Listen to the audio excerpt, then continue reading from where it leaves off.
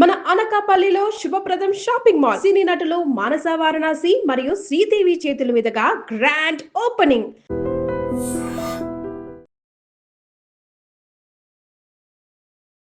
శోభన్ బాబు గారితో మీకున్న పరిచయం, ఆ అసోసియేషను, ఆ ట్రావెల్ గురించి కాస్త చెప్తారు? శోభన్ బాబు గారు అంటే అసలు ఇష్టం లేని ఎవరుంటారు? అందగాడు, చాలా మంచి మనిషి, చాలా క్రమశిక్షణ ఉన్న మనిషి, సంస్కృత భూయిష్టమైనటువంటి పదాలతో ఒక పాట రాశారు. చరణ కింకిణులు గల్లు గల్లు మన కరకంకణము గలగలలాడగ వినీల కచమర విలాసవంతులు తనులతిక చెంచలించిపోగా అని. రామయ్య తండ్రి, ఓ రామయ్య తండ్రి, నా నోములన్నీ పండినాయి రామయ్య తండ్రి, మా సామి వంటి నువ్వేలే రామయ్య తండ్రి. మీరైనా పాడింది అది. సంపూర్ణ రామాయణం రిలీజ్ అయిన తర్వాత ఫస్ట్ 2 వారాలు అవునవును అంతగా మంచి టాక్ రాలేదు. ఒకానొక రోజు మీ దగ్గర అయితే శోభన్ బాబు గారు ఏడవలేదు కానీ ఏడ్చినంత బాధపడ్డారు అని తెలిసింది. అవునవును. ఆ సందర్భం గురించి కాస్త చెప్పండి. నడుచుకుంటూ పాండి బజార్ వెళ్తున్నారు సార్ భోజనానికి. ఇంతలోకి ఫియట్ కార్ ఒకటి వచ్చి ముందుకు వెళ్ళి ఆగి వెనక్కి వచ్చింది. ఎవరైనా చూస్తే శోభన్ బాబు గారు. సో ప్రొడ్యూసరు, డైరెక్టరు, ముడపూడి వెంకటరమణులు, బాబు గారు, స్టాఫ్ అందరూ చాలా దిగులుగానే ఉన్నారు. అందులో శ్రీరాముడు వేషం వేయటం. Hi, welcome to I dream. తెలుగులో ఎంతోమంది గొప్ప హీరోలు ఉన్నారు. ఎన్టీఆర్, ఏఎన్ఆర్, కృష్ణ గారు, ఇలా తెలుగు సినిమా తొలినాళ్ళలో తెలుగు సినిమాని చేయబట్టుకొని నడిపించిన స్టార్ హీరోలు వీరంతా. అయితే వీరందరిలో శోభన్ బాబు గారిది మాత్రం చాలా ప్రత్యేకమైన స్థానం. ఆంధ్రుల అందగాడిగా మహిళా లోకాన్ని తన వైపు తిప్పుకొని సినీ నీరాజనాలు అందుకున్న సూపర్ స్టార్ శోభన్ బాబు గారు. అయితే ఆయన మన మధ్య లేకపోవడం ఇప్పటికి 18 సంవత్సరాలు పూర్తయింది. అయినా కానీ ఆయనకి సంబంధించిన విశేషాలు, ఆయన సినిమా విశేషాలు ఇలా ఎప్పుడు విన్నా మనం అంటే ఒక రకంగా పులకించిపోతూ ఉంటాం. ఈ నేపథ్యంలో శోభన్ బాబు గారి గురించి, ఆయన సినీ విశేషాల గురించి మనకి తెలియజేయడానికి డైరెక్టర్, రైటర్ కనగాల జయకుమార్ గారు మనతో ఉన్నారు. ఆయన అడిగి అసలు శోభన్ బాబు గారి విశేషాలు మరికొన్ని తెలుసుకుందాం. హాయ్ సార్, నమస్తే. నమస్తే. ఇప్పుడు నేను ఇంట్లోలో చెప్పినట్టు శోభన్ బాబు గారి గురించి అంటే చాలాసార్లు చాలా విషయాలు కథలుగా వింటూ ఉంటాం. అయినా కానీ ఆయన మంచితనం, ఫైనాన్షియల్గా ఆయన చూపించిన క్రమశిక్షణ అండ్ అలాగే ఆయన చేసిన సినిమాలు, ఆయన మహిళా ప్రేక్షకుల్లో ఆయనకున్న క్రేజు, ఇవన్నీ ఎన్నిసార్లు విన్నా తనివి తీరదు అనమాట. అవునండి. సో మీరు డైరెక్టరు, రైటరు, కొన్ని దశాబ్దాల పాటు ఇండస్ట్రీతో ట్రావెల్ అయ్యారు. సో శోభన్ బాబు గారితో మీకున్న పరిచయం, ఆ అసోసియేషను, ఆ ట్రావెల్ గురించి కాస్త చెప్తారు? తప్పకుండా అండి. శోభన్ బాబు గారు అంటే నాకు కూడా చాలా ఇష్టం సార్. ఆయనతో 3 సినిమాలు పనిచేశాను సార్. శోభన్ బాబు గారు అంటే అసలు ఇష్టం లేని ఎవరుంటారు? అందగాడు, చాలా మంచి మనిషి, చాలా క్రమశిక్షణ ఉన్న మనిషి. నేను అప్రెంటిస్గా ఎన్టీ రామారావు గారి సినిమా నిండు దంపతులకు జాయిన్ అయ్యానండి. అందులో బాలయ్య గారు యాక్ట్ చేస్తున్నారు. ఇంజనీర్, ఆర్టిస్ట్, ప్రొడ్యూసర్ బాలయ్య గారు. ఆయనేమో విశ్వనాథ్ గారితో సినిమా చేస్తున్నారు. ఓకే. సో కాస్త హుషారుగా బిగినింగ్లో చాలా హుషారుగా యాక్టివ్గా పనిచేయటం గమనించి అబ్బాయి నువ్వు మేము సినిమా తీస్తున్నాము, నువ్వు అక్కడికి వచ్చాయి అని అన్నారు. అదేంటి? శోభన్ బాబు గారితో సినిమా. ఆ సినిమా పేరు చెల్లెలి కాపురం అనమాట. అబ్బో. సరే, రామారావు గారితో అప్రెంటిస్ సినిమా అయిపోయిన తర్వాత చెల్లెలి కాపురం సినిమాకి అసిస్టెంట్ డైరెక్టర్ని నేను. 100 రూపాయలు జీతం. తర్వాత షూటింగ్ ఉంటే 2 రూపాయలు బయట. తర్వాత వెళ్ళి కూర్చున్న తర్వాత ఇక స్టోరీ డిస్కషన్ అనమాట. అది చెల్లెలి కాపురం లైన్ ఏమో బాలయ్య గారిది. ఒక లైన్ చెప్పాడు ఆయన. ఆ లైన్ మీద దాని మీద డిస్కషన్ అనమాట. సో అదేంటంటే కొంచెం క్లాసికల్ సబ్జెక్టు. అందులో శోభన్ బాబు గారు ఒక మంచి రచయిత. తర్వాత రూపానికి మాత్రం నల్లగా ఉంటాడు. సో బ్లాక్ మేకప్ వేసుకోవాలి ఆయన. అప్పటికే ఆయన సక్సెస్ఫుల్ హీరోగా ఉన్నాడు. ఆ బ్లాక్ మేకప్ వేసుకోవటానికి ఆయన ఒప్పుకోవటం చాలా గొప్ప విషయం. అది పక్కనేమో వాణిశ్రీ చాలా అందగత్తే బ్రహ్మాండమైన డాన్సరు. సో ఆ కథ స్టోరీ డిస్కషన్ అనమాట. డిస్కషన్ జరుగుతూ ఉంటే ఏంటి శోభన్ బాబు గారికి డార్క్ మేకప్ ఏంటి అని అనుకునేవాళ్ళం మేము. సరే అంతా అయిపోయింది. అయిపోయిన తర్వాత షూటింగ్కి వచ్చాం. షూటింగ్కి వచ్చిన తర్వాత షూటింగ్ చేస్తూ ఉన్నాం. చాలా సోబర్గా, చాలా కామ్గా, చాలా జెంటిల్గా ఉండేటటువంటి ఎక్స్ప్రెషన్స్ అవి. శోభన్ బాబు గారు చాలా చాలా బాగా చేశాడు. పక్కనేమో ఆయన రెచ్చగొట్టేటటువంటి క్యారెక్టర్ వాణిశ్రీ. ఈయన మంచి రచయిత, ఆవిడేమో మంచి డాన్సరు. క్లైమాక్స్లో వీళ్ళిద్దరికి పోటీ పడుద్ది అనమాట. ఆ పోటీకి నారాయణ రెడ్డి గారు ఒక మంచి పాట రాశారు. సంస్కృత భూయిష్టమైనటువంటి పదాలతో ఒక పాట రాశారు. ఆ పాట ఏంటంటే, చరణ కింకిణులు గల్లు గల్లు మన కరకంకణము గలగలలాడగ వినీల కచమర విలాసవంతులు తనులతిక చెంచలించిపోగా అని. ఇది ఒక స్టాంజా. తర్వాత స్టాంజా ఏంటంటే, ప్రళయకాల సంకలిత భయంకర జలధరార్భటుల చరిత దిక్తటుల చకిత ధిక్కరుడు వికృత హింకృతుల సహస్రఫల సంజలిత భూత్కృతుల. అసలు దీన్ని ట్యూన్ ఎలా చేయగలిగారు సార్? ఇది ట్యూన్కి పనికిరాదు అని మహాదేవన్ గారు కాగితం పక్కన పడేశాడు. అంటే అప్పుడు నారాయణ రెడ్డి గారు, మామా ఇది ఒక రచయితకి ఒక డాన్సర్కి జరిగేటటువంటి కాంపిటీషను. ఆ కాంపిటీషన్లో అటువంటి పదాలు పాడాలి. ఇది పాట కాకుండా ఒక దండగల్లాగా చేసుకో, డ్రమ్స్, వైలన్స్, గిటార్స్. మామ నువ్వు చేస్తావు మామ, నువ్వు చేయకపోతే ఇంకెవరు చేస్తారు మామ అంటే అప్పుడు చేశాను అన్నమాట. సో అదే నాకు, నేను కాస్త పాటలు పిచ్చాడు, కొంచెం సంగీతం మా ఫ్యామిలీలో కాస్త మ్యూజిక్ ఉంది, అందుకే ఇవన్నీ జ్ఞాపకం ఉన్నాయి ఈ పాటలన్నీ. ఆ చెల్లెలి కాపురంతో ఫస్ట్ సినిమా అండి శోభన్ బాబు గారితో. చెల్లెలి కాపురం సినిమా అయిపోయింది. అయిపోయిన తర్వాత నీకు ఒక పని లేదు, ఇక వెళ్ళిపో అన్నారు. అనేసరికి దిగులుగా ముఖం పెట్టి కూర్చున్నాను నేను. కూర్చుంటే అప్పుడు దాసరి సూర్యప్రకాశరావు అని డిఎస్ ప్రకాశరావు డైరెక్ట్ చేశాడు. దానికి కో డైరెక్టర్గా చెల్లెలి కాపురంగా చేశాడు. ఆయన ఏం చెప్పాడు, బాపు గారు సినిమా తీస్తున్నారు, నీకు తెలుగు మీద పరిచయం ఉంది కదా, నువ్వు హై స్కూల్లో తెలుగు పండిట్గా చేసావు కదా, అక్కడికి వెళ్ళి నీకు అవకాశం ఉంటుందని పంపించాడు ఆయన. నేను బాపు గారు ఆఫీస్కి వెళ్ళాను. ఆఫీస్కి వెళ్ళి అక్కడ ఒక అసోసియేట్ ఉంటే ఆయనతో మాట్లాడుతుంటే ఇంతలోకి ముడపూడి వెంకటరమణ గారు వచ్చారు. ఎవరి అబ్బాయి అన్నారు. అంటే నమస్కారం సార్, నా పేరు జయకుమార్ అండి. ఏంటంటే అసిస్టెంట్ డైరెక్టర్ చేస్తున్నానండి, అది ఇదన్న. ఎవరి దగ్గర చేసామన్నాడు. విశ్వనాథ్ గారి దగ్గర చేశానండి అన్న.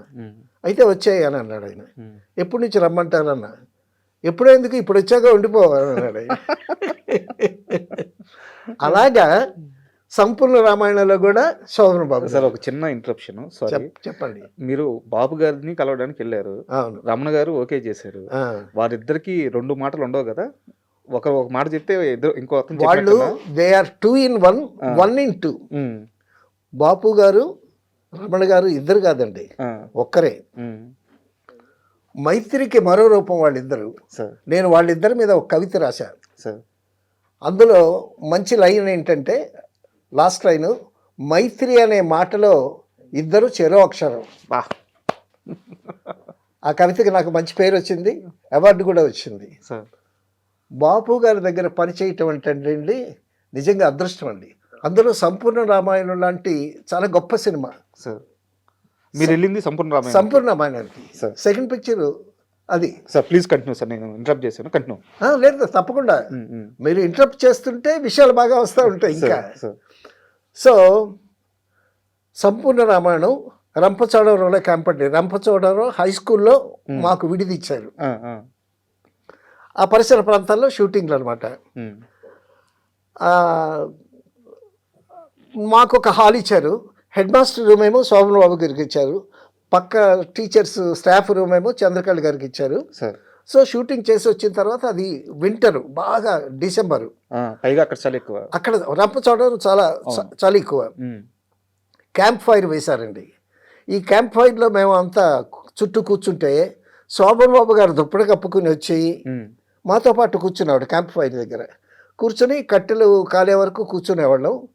అయిపోయిన తర్వాత శోభనబాబు గారు లేచి తమ్ముడు రా నా రూమ్కి వెళదామని పిలుచుకెళ్ళాడు. మిమ్మల్ని నన్ను పిలుచుకెళ్ళాడు. సరే నేను హీరో గారు పిలిచారు కదా, హ్యాపీగా వెళ్ళాం. వెళ్ళిన తర్వాత ఆయన కూర్చున్నాడు, రూమ్లో కూర్చున్నాడు. కూర్చుని తమ్ముడు నువ్వు పాటలు పాడతావు కదా, ఒక పాట పాడన్నాడు. ఏం పాట పాడమంటారన్నా? లవకుశలో పాట, ఆ పాట పాడు. నాగి గారి దగ్గర ఒక పాట ఉంది. నాగి గారు అంజలితో సీతతో పాడతారు. సీత రాముడి మీద కాస్త అనుమానంగా ఉంటే అప్పుడు సందేహించకుమమ్మ రఘురాము ప్రేమను సీతమ్మ అని నాగి గారు పాడుతూ ఈమెను ఓదారుస్తారు. ఆ పాట పాడమన్నాడు. ఆ పాట లైన్స్ కూడా సందేహించకుమమ్మ రఘురాముని ప్రేమను సీతమ్మ, ఒకే బాణము ఒకటే మాట ఒక్క భామకే రాముని ప్రేమ, మిన్నే విరిగి పడిన వ్రతభంగమ్మే కానీలమ్మ, సందేహించకుమమ్మ రఘురాము ప్రేమను సీతమ్మ అని పాట. అక్కడ రాగయుక్తంతో పాడాను, ఇక్కడ ఊరికే మాటగా చెప్పాను నేను. ఈ చరణం శోభన్ బాబు గారికి చాలా ఇష్టం. ఒకే బాణము ఒక్కటే మాట ఒక్క భామకే రాముని ప్రేమ అన్న లైన్స్ ఆయనకి ఇష్టం. ఆయన జీవితం అంతా అలాగే బతికాడు. సరే అయిపోయింది, ఆ పాట అయిపోయింది. మరొక పాట పాడమన్నాను. ఏం పాడమంటారన్న? మళ్ళీ అదే పాడన్నాడు. అలాగే 3 సార్లు పాడించుకున్నాడు ఆయన. అంత ఇష్టం ఆయనకి. అయిపోయిన తర్వాత నేను వచ్చేసాను. రోజు షూటింగ్ చేయటం, క్యాంప్ ఫైర్ కూర్చోవటం, శోభన్ బాబు గారు నన్ను రూమ్కి తీసుకెళ్ళటం, పాటలు పాడమంటాం. అబ్బా, శోభన్ బాబు గారు హీరో, అందగాడు, అసలు నేనంటే ఎంత ఇది, నేనంటే ఎంత ప్రేమ, అది ఇది అనుకుని పొంగిపోతూ ఉండేవాడిని. ఏమన్నా ట్విస్ట్ ఉందా ఏంది ఇంట్లో? నేను రూమ్కి వస్తే రూమ్కి వస్తానంటే శోభన్ బాబు గారు రూమ్కి వెళ్ళు అనేవాళ్ళు. మాతో కొలీగ్స్ ఉంటారు కదా, అసిస్టెంట్ డైరెక్టర్స్, తర్వాత కెమెరా అసిస్టెంట్లు, రామారావు అని చీఫ్ కెమెరా అసిస్టెంట్, వీళ్ళందరూ అనమాట. అంటే నేను శోభన్ బాబు గారి రూమ్లో ఎక్కువసేపు ఉంటున్నాను వీళ్ళ. అలాగా అసలు ఏంటి ఇంత ప్రేమ శోభన్ బాబు గారికి నా మీద అని తర్వాత తెలిసింది ఏంటంటే విషయం, పక్క రూమ్లో చంద్రకళ ఉంది కదా, చంద్రకళ ఈ రూమ్కి వచ్చేసేదంట ఆయనతో కబుర్లు చెప్పుకోవటానికి. ఇప్పుడు ఆయనకి కాలక్షేపానికి క్యాంప్ ఫైర్ దగ్గరికి వచ్చాడు, నన్ను తీసుకెళ్ళేవాడు, పాటలు పాడించుకునేవాడు. మరి ఆవిడకి మాట్లాడడానికి ఒక మనిషి కావాలి కదా, అండ్ షీఈ్ ఎ గర్ల్. తర్వాత ఆ రేంజ్తో పాటే శోభన్ బాబుతో ఏదో కబుర్లు చెప్పుకోవటానికి రావటం చేసి ఉండేదేమో. సో ఆవిడ రావటం ఈయనకి ఇబ్బంది కలిగి సో నన్ను తీసుకెళ్ళేవాడు అనమాట. ఆ విధంగా శోభన్ బాబు గారితో సంపూర్ణ రామాయణంలో పరిచయం. తర్వాత సంపూర్ణ రామాయణం శోభన్ బాబు గారితో అనుభవాలు చెప్పాలంటే అది ఒక పెద్ద ఎపిసోడ్. ఇది వేరే మరొకసారి చెప్పుకోవాల్సినటువంటి విషయం. అయితే సంపూర్ణ రామాయణానికి సంబంధించిన ఒక చిన్న అంశం ఒక్కటే అడుగుతాను, తర్వాత ఇంకా మిగతా విషయాలు మాట్లాడుకుందాం. చెప్పండి. సంపూర్ణ రామాయణం రిలీజ్ అయిన తర్వాత ఫస్ట్ 2 వారాలు అవునవును అంతగా మంచి టాక్ రాలేదు, ఓపెనింగ్స్ కూడా లేవు. అయితే ఒకానొక రోజు మీ దగ్గర అయితే శోభన్ బాబు గారు ఏడవలేదు కానీ ఏడ్చినంత బాధపడ్డారు అని తెలిసింది. అవునవును. ఆ సందర్భం గురించి కాస్త చెప్పండి. సంపూర్ణ రామాయణం అయిపోయిందండి. అయిపోయిన తర్వాత ఒక గ్యాప్ వచ్చింది, నెక్స్ట్ సినిమాకి గ్యాప్ వచ్చింది నాకు. నేను నడుచుకుంటూ పాండ్య బజార్ వెళ్తున్నా సార్ భోజనానికి. ఇంతలోకి ఫియట్ కార్ ఒకటి వచ్చి ముందుకు వెళ్ళి ఆగి వెనక్కి వచ్చింది. ఎవరైనా చూస్తే శోభన్ బాబు గారు లోపల. తమ్ముడు ఎక్కడికి వెళ్తున్నావు అన్నాడు. భోజనానికి వెళ్తున్నానండి పాండ్య బజార్. కూర్చో, నేను డ్రాప్ చేస్తాను పాండ్య బజార్ అన్నాడు. కూర్చున్నానండి. కూర్చుంటే శోభన్ బాబు గారు చాలా డల్గా, ఏం తమ్ముడు సినిమా అంత కష్టపడి చేశాము, బాగలేదంట, కలెక్షన్స్ బాగలేవంట, ఏంటి విషయం ఏమన్నా అని అంటే, అవును సార్ కలెక్షన్స్ బాగలేవు, ఏమన్నా పుంజుకుంటుందేమో అది ఇదని చెప్పాను నేను. సో ప్రొడ్యూసరు, డైరెక్టరు, ముడపూడి వెంకటరమణలో బాబు గారు, స్టాఫ్ అందరూ చాలా దిగులుగానే ఉన్నారు. అందులో ఈయన ప్రధాన వ్యక్తి కదా, హీరో కదా. అందులో శ్రీరాముడు వేషం వేయటం. జీవితంలో ప్రతిసారి దొరికే అవకాశం కాదు అది. డెఫినెట్గా అవును. డెఫినెట్గా సరే అంత డల్గా విచారంగా మాట్లాడాడు ఆయన. మాట్లాడిన తర్వాత నన్ను డ్రాప్ చేశాడు. ఆయన వెళ్ళిపోయాడు. వెళ్ళిపోయిన తర్వాత 3rd వీక్ నుంచి అందుకుందండి సార్. సినిమా. బ్రహ్మాండంగా ఆడింది. అందులో రాముడుగా సోమన్ బాబు గారి గెటప్, తర్వాత ఆ మెజెస్ట్రీ, రాముడికి ఉండాల్సినటువంటి ఆ ప్రసన్న వదనం సార్ చాలా అద్భుతంగా ఉందిలేండి. తర్వాత బాపు గారు, రమణ గారు, ముళ్ళపూడి వెంకటరమణ గారు, ఆరుద్ర గారు స్క్రిప్ట్. వీళ్ళు అద్భుతమైనటువంటి పాటలు. అందులో ఎటువంటి పాటలు అండి, అబ్బా. దేవులపల్లి కృష్ణశాస్త్రి గారు ఒక పాట, సార్. నారాయణ రెడ్డి గారి ఒక పాట, దాశరథి ఒక పాట, వీటి సుందరామూర్తి గారి ఒక పాట. అందరూ పాటలు రాశారు, చాలా అద్భుతమైనటువంటి పాటలు. అందులో దేవులపల్లి కృష్ణశాస్త్రి గారి శబరి పాట అయితే మహాద్భుతం.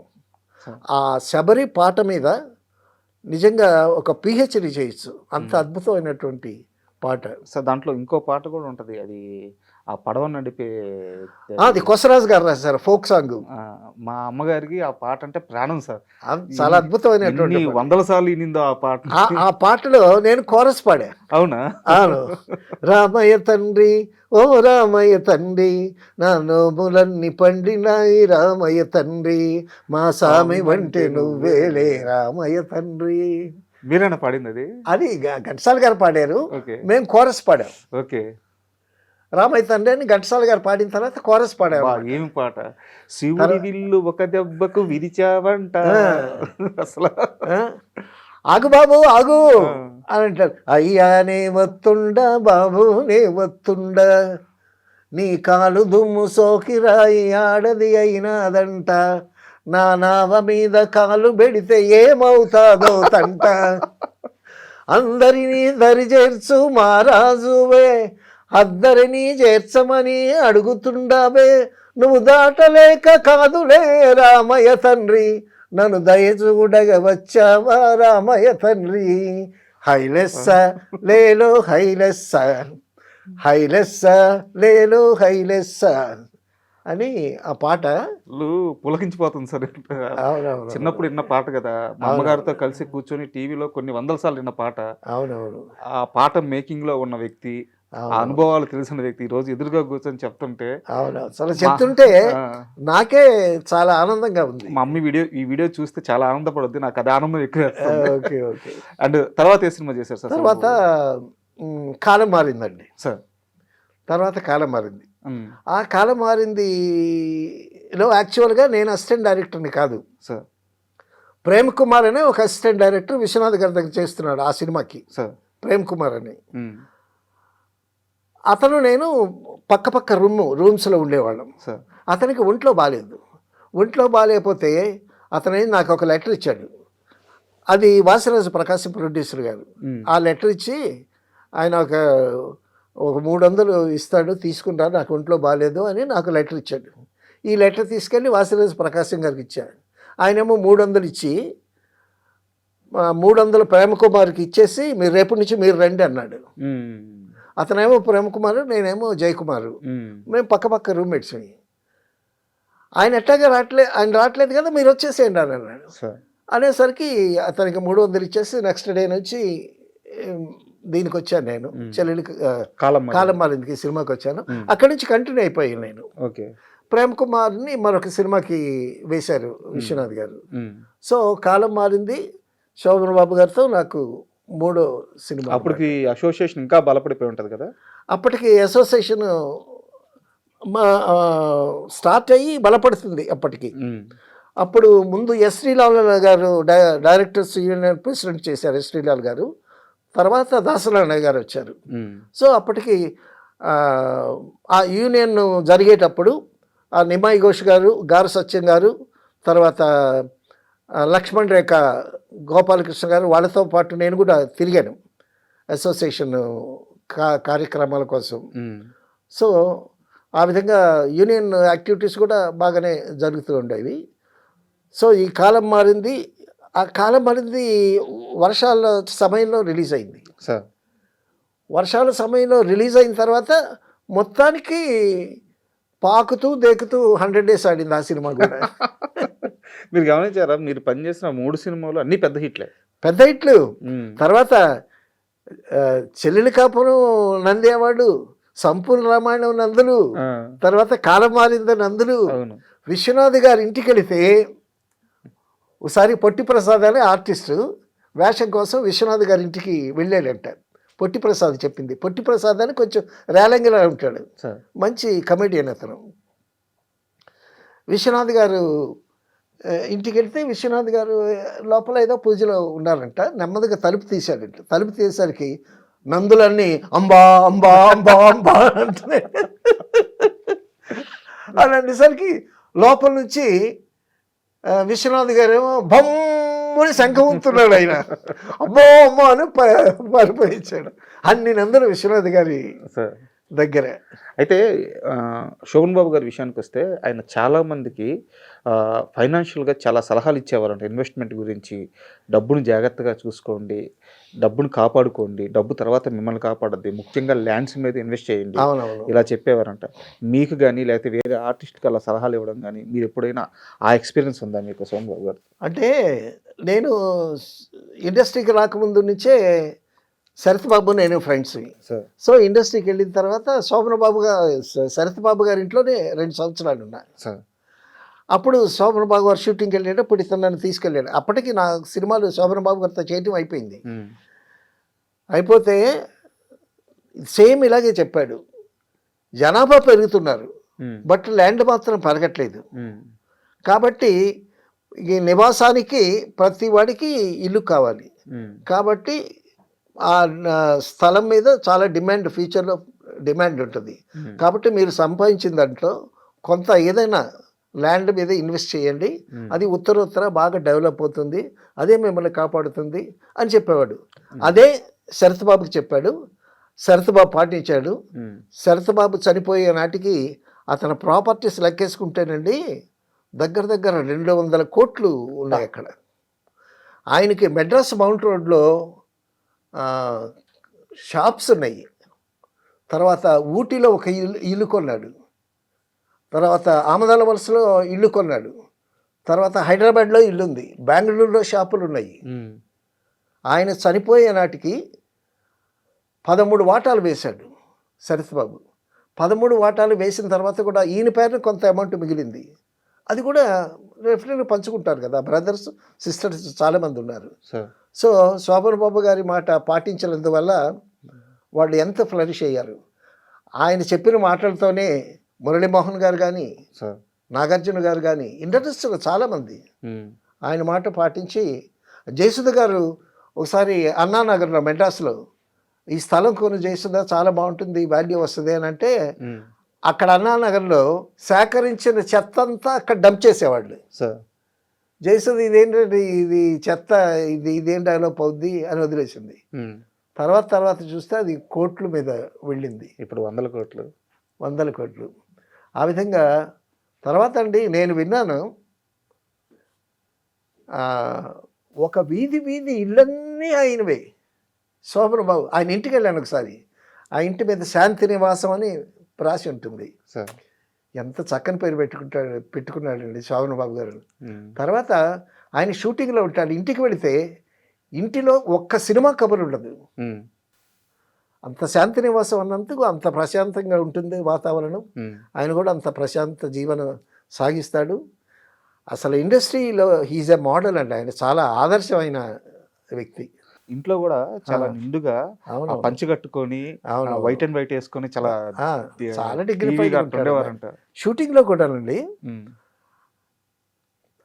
అవసరమైతే మాట్లాడతాడు. అది తక్కువ మందితో మాట్లాడతాడు, ఎక్కువ మాట్లాడు. సో అద్భుతమైనటువంటి పర్సనాలిటీ. సరే అందగాడని చెప్పాల్సినటువంటి పని లేదు, మనం కొత్తగా చెప్పేది ఏం కాదు. నేను సోగ్గాడు సినిమా గురించి ఏదో ఛానల్లో చెప్తే ఒకడేమో కామెంట్ పెట్టాడు, నువ్వు సోగ్గాడు అని పెట్టాడు.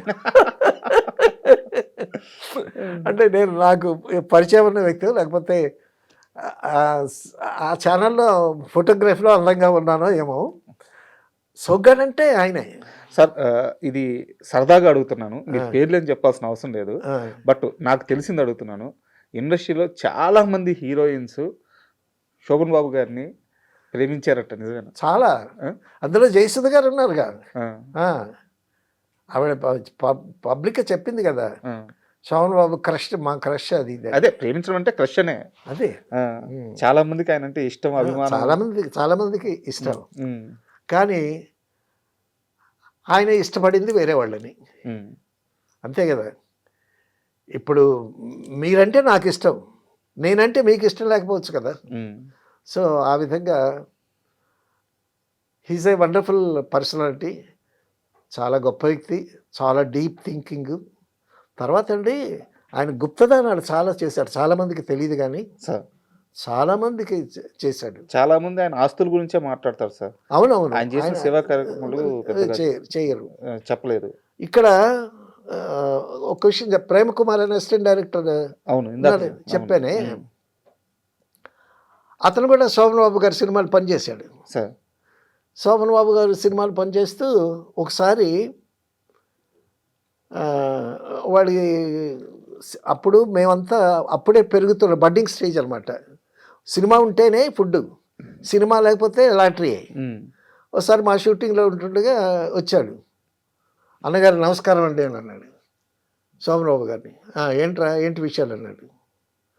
ఏం లేదండి, నేను ఒక ప్రశ్న ఇస్తాను, సమాధానం చెప్పాలి, మీరు సమాధానం చెప్పలేకపోతే ఒక 100 రూపాయలు ఇవ్వాలి నాకు అన్నాడు. అదేంటో అన్నాను. అవునండి, ఫుడ్కి డబ్బులు లేవు, ఒక 100 రూపాయలు కావాలి, మీరు ప్రశ్నకి సమాధానం చెప్తే ఇవ్వక్కర్లేదు, సమాధానం చెప్పలేకపోతే 100 రూపాయలు ఇవ్వాలి. సరే చెప్పరా, నీ ప్రశ్న ఏంటి చెప్పాను. బుబాన్ బసవ్ అంటే ఏమిటి? బుబాన్ బసవ్ అంటే ఏమిటి? ఒకటోసారి, రెండోసారి, మూడోసారి మీరు చెప్పలేకపోయారు.